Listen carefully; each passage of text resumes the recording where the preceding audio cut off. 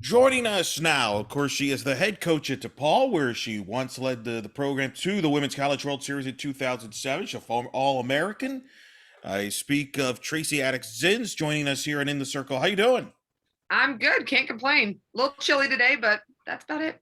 Well, that's we're getting to that type of year now, that kind of year in the weather there. Let's talk about obviously your program here. Last season had a great year, win the regular season championship. You won the conference tournament in your first year in 19. When you reflect on last season, the uniqueness of it, what comes to mind? Oh, it just was I mean, like you said, it was a unique year. We had to pause. And then obviously we had other schools that had to pause who couldn't come play us. So it just made every game count even more.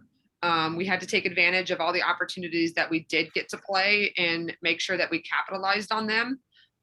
So I think our team really took that to heart too after our pause, of understanding we got to be a little bit stricter. We got to abide by the rules a little bit more and not get outside our bubble. I mean, I think you saw it with footballs, with basketballs, and it's hard. It wasn't fun, to be honest. I mean, it wasn't enjoyable to not be able to have families around and for have our team go see their families and get to enjoy that. But I think a lot of our team understood too, having a season taken away, they didn't want that ever again. So everybody buckled down, and then just really focused on school and softball, and we kind of just wrote it out from there. You won the regular season championship. Tough Big East tournament. It was, as we'll get into, the league really, there's no gimmies there, and it was not the way you would have liked to have gone out, but you were in the mix for the NCAA tournament. What do you think that experience will mean for the returners coming back this year? I think everybody just they don't ever want to leave it like we did last year. I mean, it was hard. I mean, I think too everyone was already looking ahead. To be honest, I mean, we were thinking it would be us and Villanova in the championship. So I really do believe that everybody from top down. I mean, even myself, as you tried to not think too far ahead. I think we got blindsided a little bit in terms too of you think Creighton's going to be in, and then they have their issue, and now you're playing Butler, which we knew Butler was going to be a tougher team, honestly, with their pitching. We had played them the 2 weeks prior for our last conference series. We didn't score a lot of runs off them. So I think we also got a little bit nervous there. We knew it was going to be a much tougher game at that point. And I think too, we had a lot of players that hadn't been in those big positions. I mean, Brooke Johnson, her freshman year, she has to go home in the middle of the season. Nicole wasn't with us, our third baseman. So we had people in key positions that hadn't been in a Big East tournament yet. So I think it's just going to help prepare them now that they know what that feeling's like. Hopefully this year is going to be more normal, I guess. And we're not going to have to worry about shutdowns or worry about anything like that. And so hopefully we can just continue building on what we had last year. I mean, we are a different team. We were missing Krista, who was a big part of our pitching staff, and we're missing Ange, who was a lockdown center fielder. And Jess. I mean, obviously Jess was our catcher. She caught every game. So it is going to be different. But I think, again, our players that are returning have that experience. We do return for COVID seniors. So that helps us tremendously to still keep a good portion of our leadership and obviously the experience. But hopefully they just take it to heart and are ready to go this year. It sounds to me, kind of looking at the fact you won the regular season championship and was put yourself in a position where you could have made the tournament even as an at large, considering all those adversity that you kind of dealt with, is a heck of an accomplishment.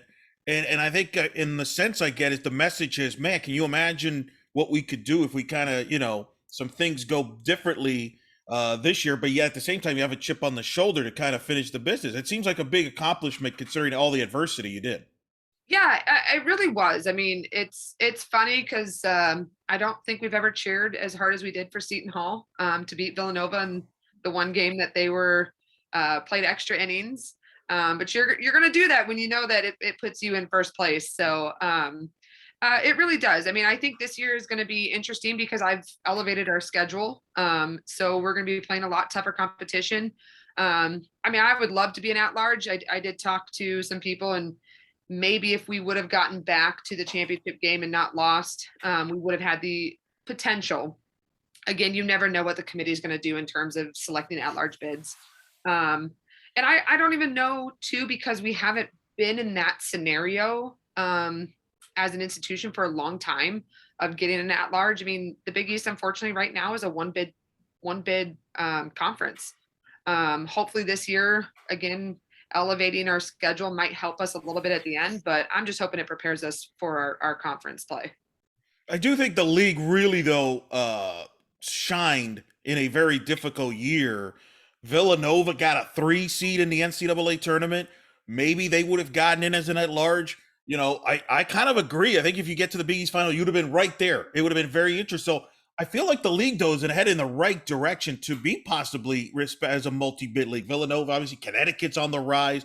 You know, your program has great tradition. So I feel like you're not that far away. And I think overall, the league it's got to feel pretty good about how 2021 went and took some steps forward. I mean, I hope we do. I mean, I think as a league, we need to continue. You look at the other conferences that are getting the at-large bids, and I think we just need more buy-in to continue to push us in that direction of our midweeks we're winning. For us, I challenge us on our midweeks. I mean, we're in Chicago, so you have Northwestern, Wisconsin, Notre Dame, Illinois. I don't really take it light on us. So I really do hope that we are. I mean, again, I agree with UConn joining the conference and having the facilities they have. I think they're going to help elevate all of us. No question about that. Let's. You mentioned obviously you got 6 returning starters offensively. Let's start with that. Who are some of the leaders you're leaning on this season for your offense?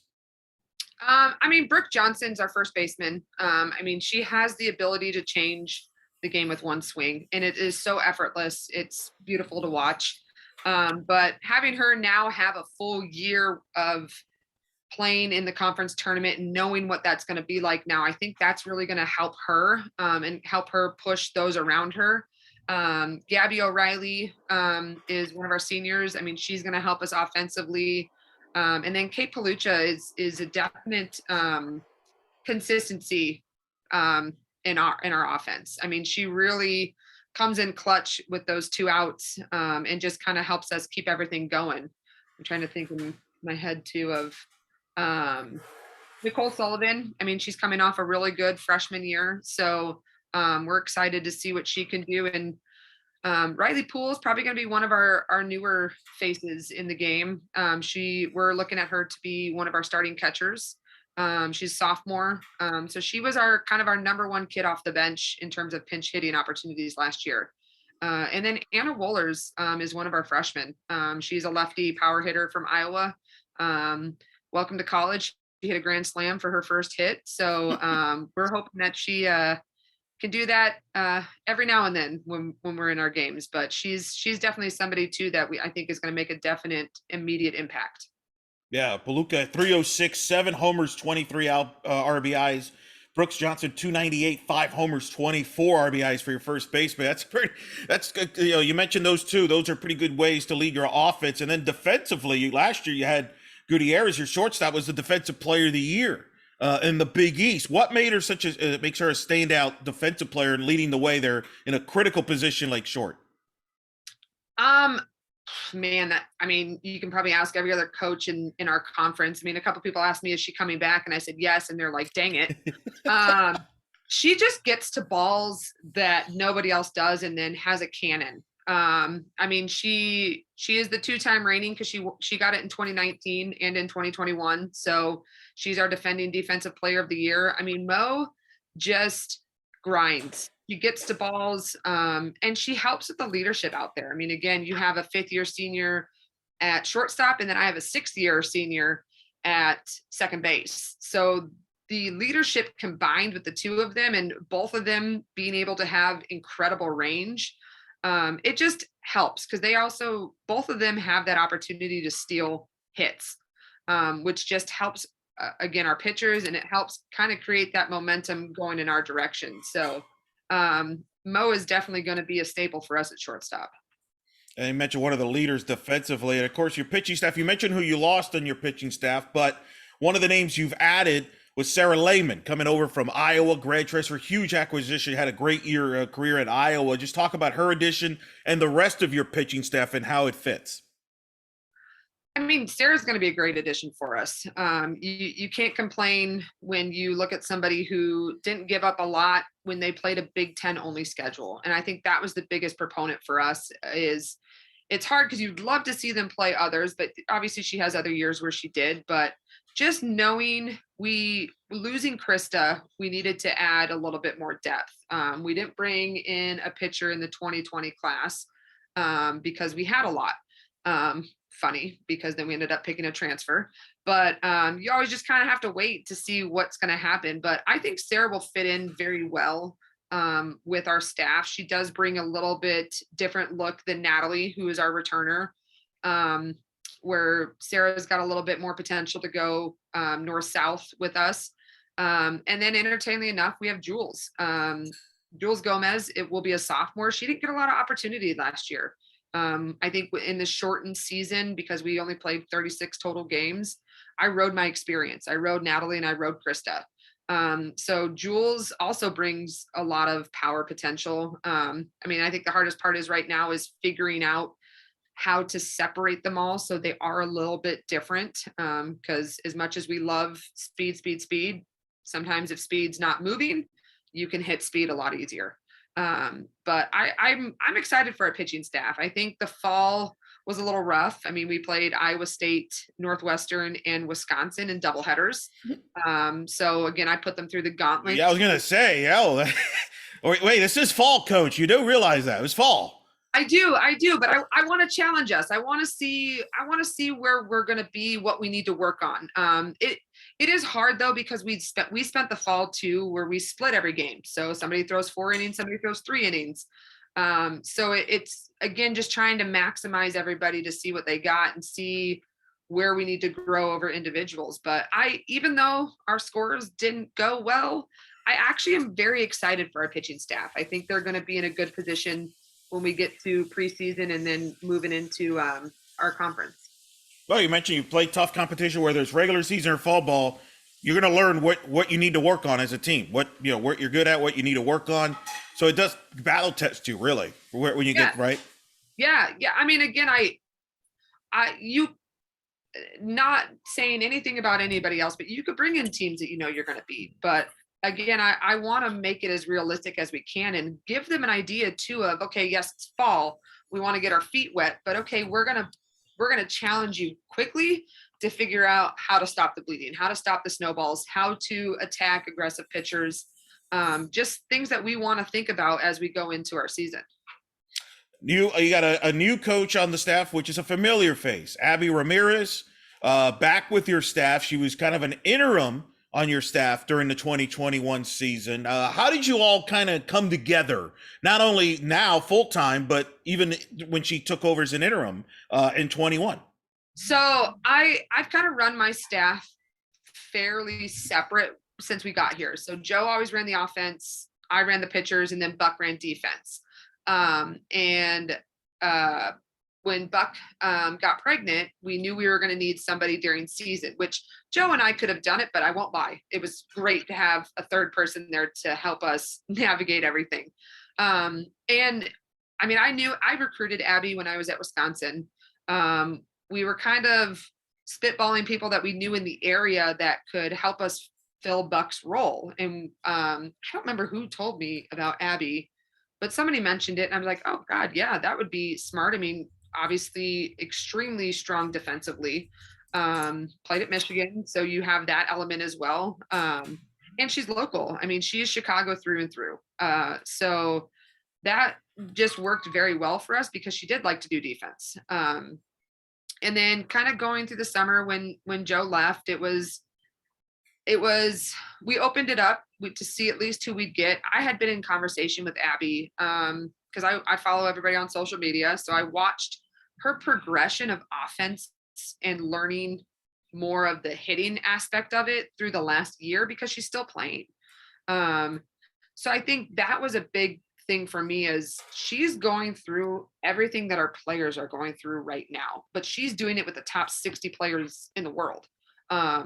So knowing that she was doing that, she was learning the data side of it, the information side of it, and revamping her entire game. Because again, I know people, when they think Abby, they think more slapper, which obviously she still has that in her arsenal. But the fact that she has learned just the aspect of hitting, I was like, I think she can relate to our players. And I think they'll obviously, since they knew her, that just makes that process a little bit easier. You don't have that awkward intro time where everybody's trying to get to learn each other, learn what they like, what they don't like, and figure that out. She could kind of just hit the ground running because everybody already knew her and she knew them. Now it's just getting to know them more in an offensive standpoint.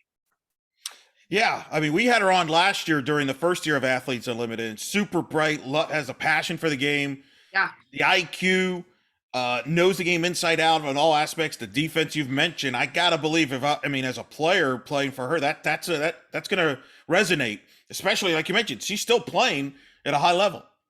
And it's too, you look at it, you're from Michigan, like you played for Hutch, so you know the game from that standpoint and what it takes to compete at the highest level. I remember watching Abby in the World Series when I lived in Oklahoma. So you have that aspect. Then you have being a graduate manager at Northwestern, where you work with the Drohans, where again, your coaching tree is impressive. So again, if you get stumped by something or you need more information about something, the people that she has the ability to just call up and be like, hey, this is what I'm seeing. Can you help me figure out something to do? I'm like, you don't find many people that have, again, that ability to call Hutch or call Bonnie or call the Drohans. Or, even she said she was learning a lot from Amanda Chittister during AU this year. So again, having that ability that if she does get stumped and she can just pick up the phone or text somebody and get information and be able to apply it right away is just amazing. No doubt. We're speaking with DePaul head coach Tracie Adix Zins here on In the Circle. What got you interested in playing softball? How'd you get involved in playing softball? Because obviously you end up going to DePaul. What was it that got you going in there as growing up? Oh, you know what? That's a good question. Maybe my dad coaching my sister's. I was trying to find if I have a picture in here. Maybe my dad coaching my sister's little league. Honestly, I don't know. I think my poor sister, she was kind of the guinea pig first of because she's the older one. So they put her through sports and then they kind of figure out how it works at that point. And then I come around and they have maybe a little bit better understanding. I feel like we're going to go through that with my two kids. But she was playing little league and my dad said that I just picked up a bat and started taking hacks off of a machine and it was no problem. So he kind of started getting me into the local community college camps and I would do the summer camps there. And then I got into pitching lessons and it kind of just went from there. That's incredible. You end up in DePaul. You helped them get to the Women's College World Series at 05 and of course 07, which was your big year, your All-American year. Finished fifth in the country in ERA with a .89. Some of the pitchers you were in the mix with included some lady named Monica Abbott, Tennessee. I think she's done pretty well for herself. Angela Tincher, Virginia Tech. I remember following that because I was broadcasting UCF softball. That was my first year at the time, and I was covering Allison Kime, and she was right there in that mix, which was a great year for pitchers. Yeah. But just tell me about that year in particular, because that was a magical year for you and for the program. Yeah, it was just an awesome year. It's funny because it really did seem effortless at that point. I feel like at that point as a senior, you're still coming to practice and working on things, but you're not really revamping things. You're just refining them and making them a little bit better. We did a lot of scrimmage, so we threw live a lot during the week, day in and day out. But the year, it helped too. We had Becca Hytiniak, who was a freshman. So again, it's funny because I feel like we had a little bit more of that staff mentality before it ever happened. Because Becca and I went 20-0 in conference. So she threw 10 games, I threw 10 games. Whereas I feel like back in that day too, I mean, again, the Monica Abbotts and Tinchers, they're throwing 300 innings a year.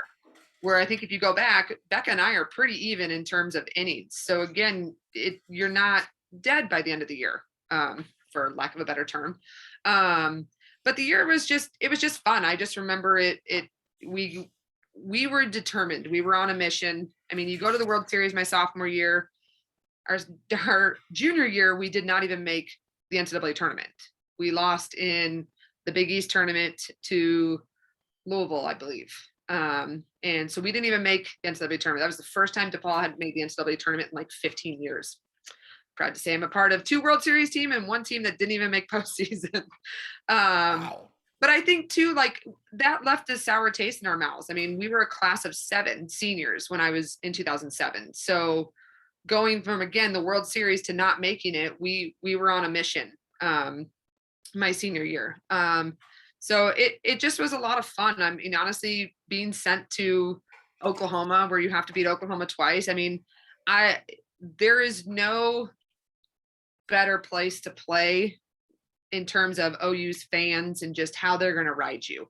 I mean, they're going to find whatever they can out about you and try to make it hurt a little bit, but it was fun because at the end of the day, I'll never forget this like little old lady who like sat first row came up to us after we won and was just like, oh, I mean, if we're going to lose to anybody, we'd like to lose to you guys. And I'm like, okay. But it just was a lot of fun. The season just came naturally, I guess, to us. There was never really, I mean, I think we had hardships in terms of we had some games that were close, but at the end of the day, we knew that we had outworked everybody. So we were going to come out victorious at the end.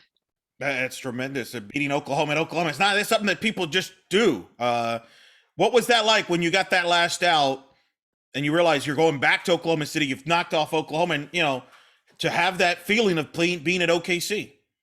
I mean, it was awesome. Entertaining enough. My dad actually made a bet with me when I was in like 4th grade that if I go to the World Series, he has to buy me a truck. So I won't lie. I celebrated with my team and I remember celebrating with them, but I think I still went out there and I'm like, okay, you owe me 2.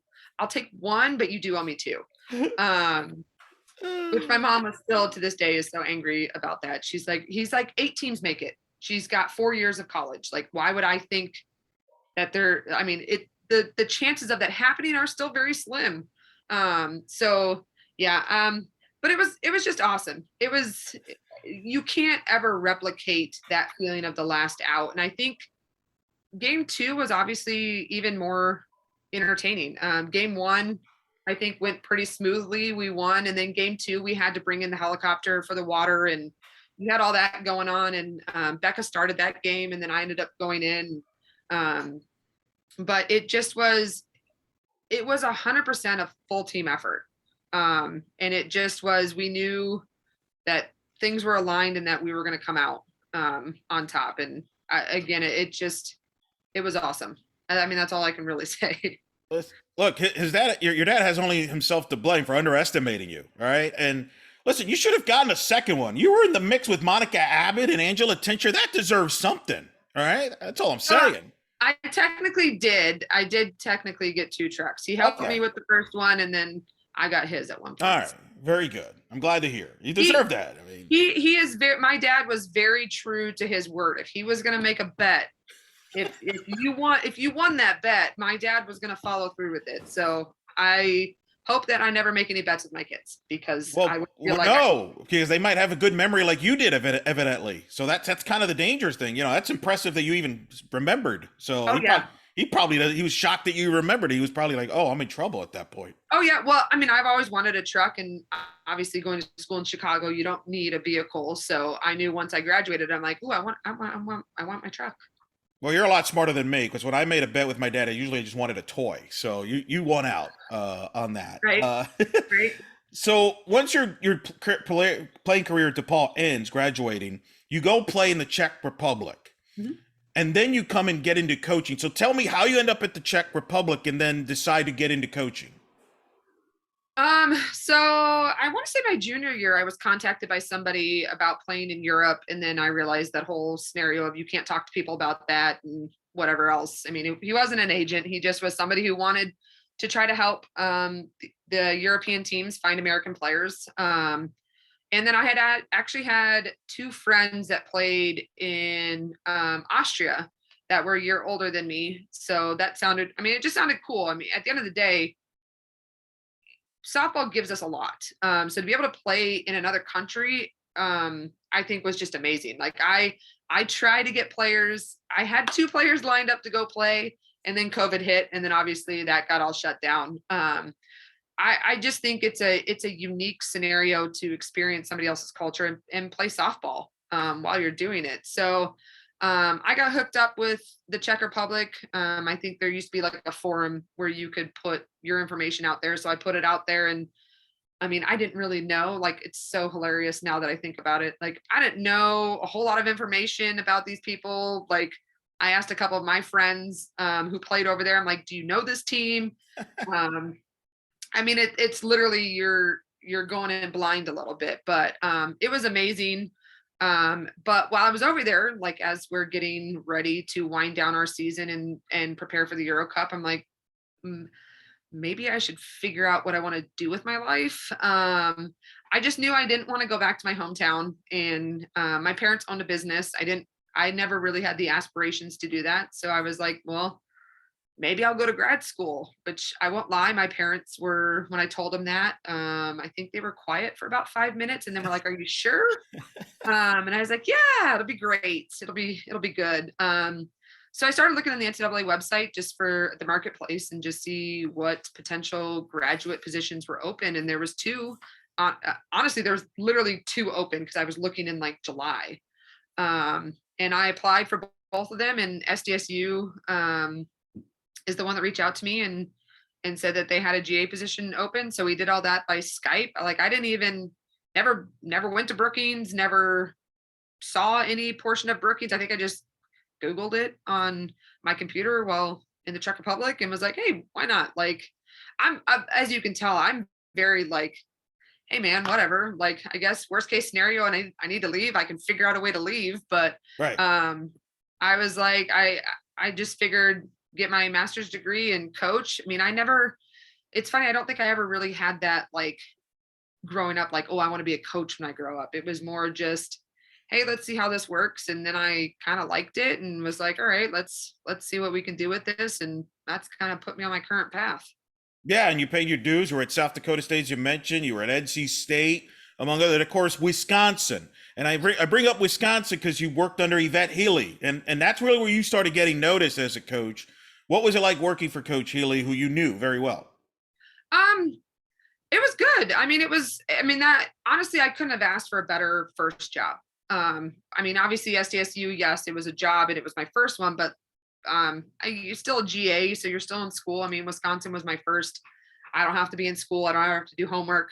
I could just be a coach at this point. And it was great. I mean, we loved Madison. We loved every part of our 4 years there. And it's funny because yes, I knew of that, but it's so hilarious because I was a pitcher, so I didn't have a lot of crossover with her when it came to practice. I just remember that being around, but I worked mostly with Nicole and Huge. So, and then she left after my freshman year, where both her and Nicole did, and we got new assistants, but it was good. I mean, I learned a lot.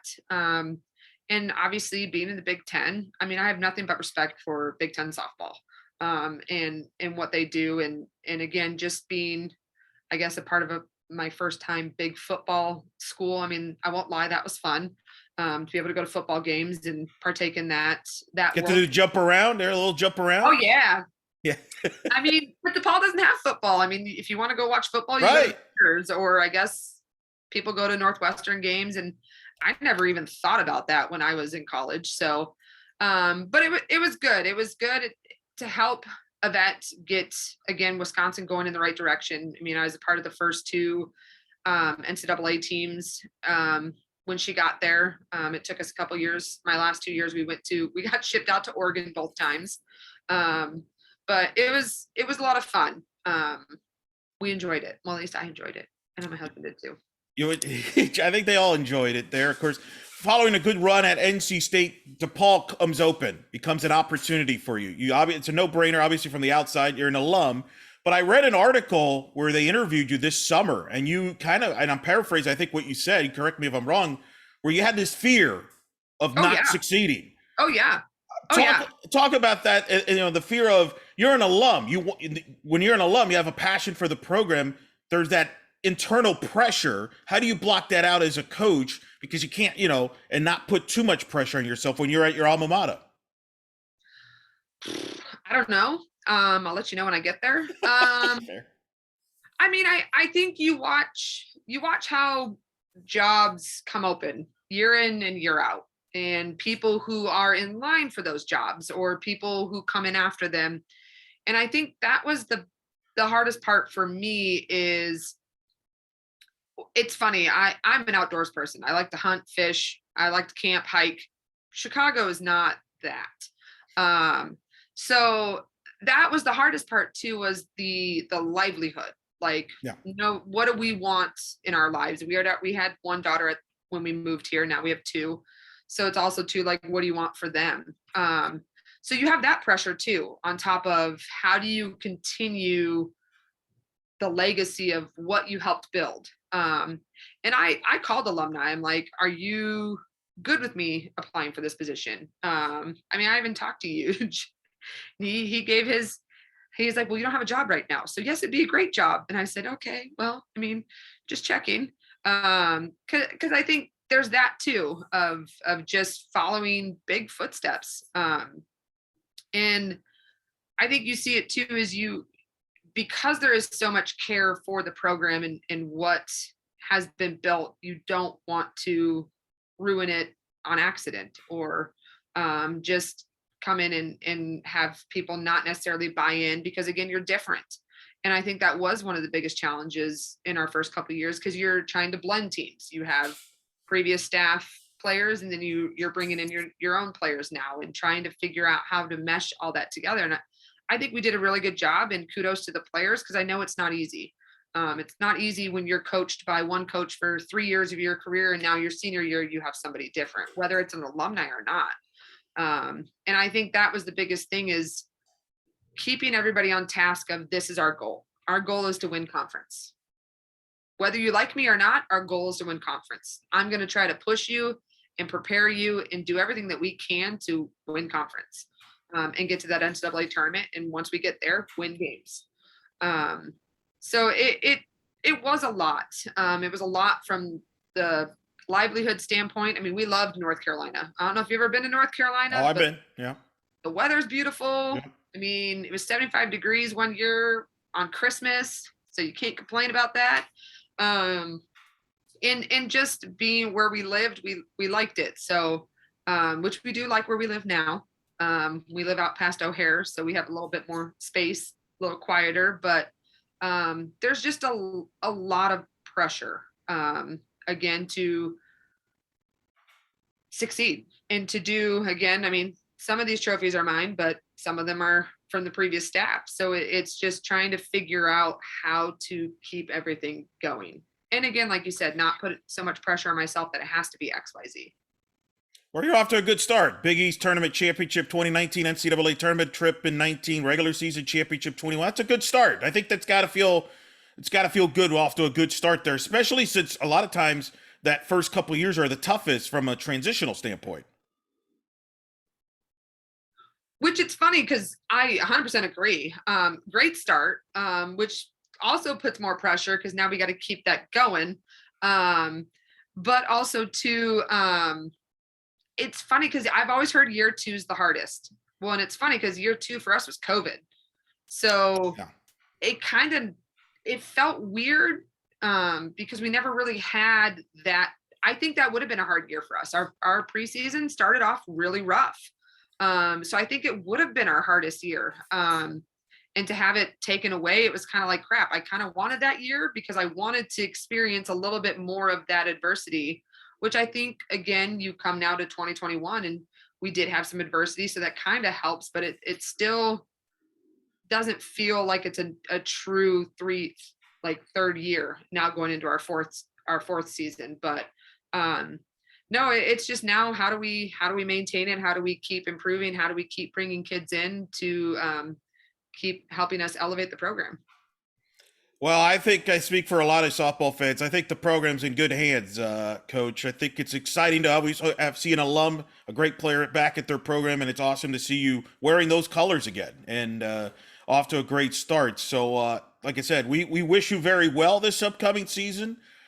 We thank you for joining us on this and kind of share your story, and really appreciate it. And we'll definitely do this down the road. Awesome. Sounds great. Thank you so much for having me.